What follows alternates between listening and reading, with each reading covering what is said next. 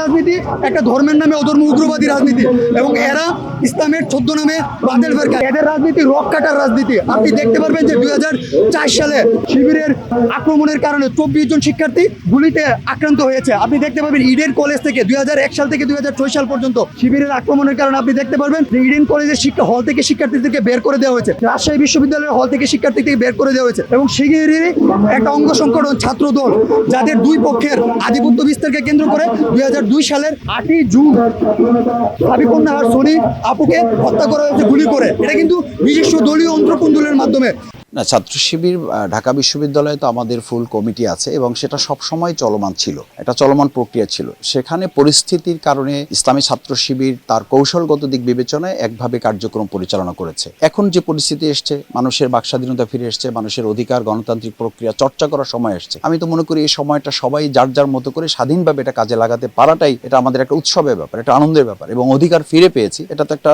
প্রত্যাশার ইঙ্গিত বহন করে। বরং সেইটা যদি এখনো চাপা থাকে তাহলে তো আমি মনে করি যে বরং ছাত্র সমাজের মধ্যে, জনগণের মধ্যে একটা ভাব এখনো কাজ করবে যে তাহলে ঢাকা বিশ্ববিদ্যালয়কে বাংলাদেশ থেকে কোনো বিচ্ছিন্ন অঞ্চল, যে সেখানে এখনো মানুষের গণতান্ত্রিক বা ছাত্রদের অধিকার চর্চার জায়গা থাকবে না। আমরা তো মনে করি না যে ঢাকা বিশ্ববিদ্যালয় বাংলাদেশের সাংবিধানিক একটা অংশেরই এটা একটা প্ল্যাটফর্ম। সুতরাং ঢাকা বিশ্ববিদ্যালয় বাংলাদেশে 56,000 বর্গমাইল যেভাবে চলবে, ঢাকা বিশ্ববিদ্যালয়টা সেভাবেই চলবে। সেখানে ছাত্রদের অধিকার রাজশাহী বিশ্ববিদ্যালয় যেভাবে, চট্টগ্রাম বিশ্ববিদ্যালয় যেভাবে, ইসলামী বিশ্ববিদ্যালয় যেভাবে, ঢাকা বিশ্ববিদ্যালয় সেভাবে চলবে। এবং সেই প্রক্রিয়ায় ছাত্র শিবির সেখানে কাজ করছে। সেই প্রক্রিয়া ভবিষ্যতে আরো হয়তো দৃশ্যমান হবে এবং কৌশলগত দিক বিবেচনায় ছাত্রদের অধিকার আদায়ের জন্য ছাত্র শিবির যখন যেটা প্রয়োজন মনে করবে ছাত্রদের সাথে নিয়ে তারা ভূমিকা পালন করবে। শিবিরে আসলে কিভাবে রাজনীতি করে এদের কিছুই আমি বুঝি না।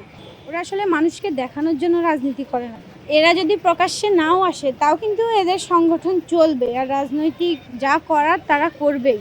ওরা আসলে মানুষকে দেখানোর জন্য রাজনীতি করে না, যা আমি বুঝলাম। বা আমরা আসলেই চাচ্ছি না যে আমাদের ক্যাম্পাসে আর কোনো দল থাকুক, কারণ দল থাকলেই অপচর্চা হয়, রাজনৈতিক চর্চা হয়। কিন্তু সেটা কখনোই আমার শিক্ষা প্রতিষ্ঠান, আমার ক্যাম্পাস, আমার কলকারখানা, আমার ব্যক্তিগত জায়গাগুলোতে কোনো রকম আমি দলীয় রাজনীতি, সন্ত্রাসবাদ, উগ্রবাদী কোনো কিছু আমি নিতে পারবো না। শিক্ষা প্রতিষ্ঠানটা আমাদের সকল ছাত্রছাত্রী হচ্ছে বিকাশের জায়গা, যেখানে আমরা গবেষণা করব, আমাদের জ্ঞান উন্নয়ন করব। তো শিবির ওই লিগ যাওয়ার পর এখন দল এবং শিবিরের আবির্ভাব ঘটেছে।